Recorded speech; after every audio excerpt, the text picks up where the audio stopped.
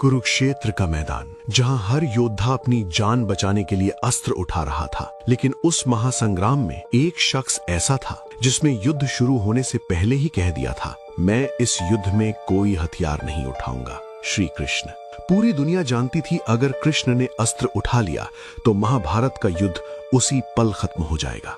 लेकिन फिर भी युद्ध के 9वें दिन उसी भगवान ने अपनी ही खाई हुई कसम तोड़ दी।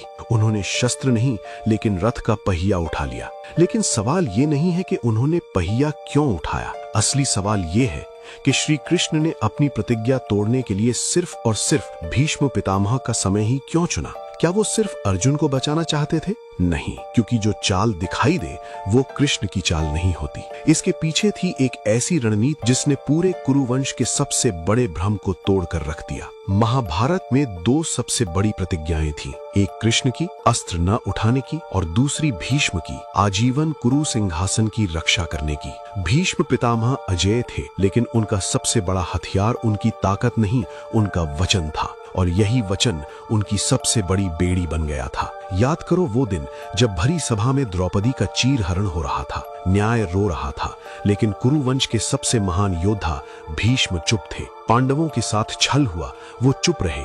क्यों? क्योंकि उन्हें लगा कि अपने दिए हुए वचन को निभाना ही सबसे बड़ा धर्म है। भीष्म ने न्याय से ऊपर अपने अहंकार और अपनी प्रतिज्ञा को रख दिया था। वो अधर्म के साथ खड़े थे सिर्फ इसलिए क्योंकि वो अपने ही बनाए नियमों के गुलाम हो चुके थे। युद्ध का 9वां दिन। भीष्म पितामह का कहर ऐसा था कि पांडवों की सेना गाजर मूली की तरह कट रही थी। अर्जुन भी अपने पितामह पर प्रहार करने में संकोच कर रहे थे। और तब श्री कृष्ण ने देखा कि अब वक्त आ गया है दुनिया का सबसे बड़ा भ्रम तोड़ने का। श्री कृष्ण रथ से कूदे।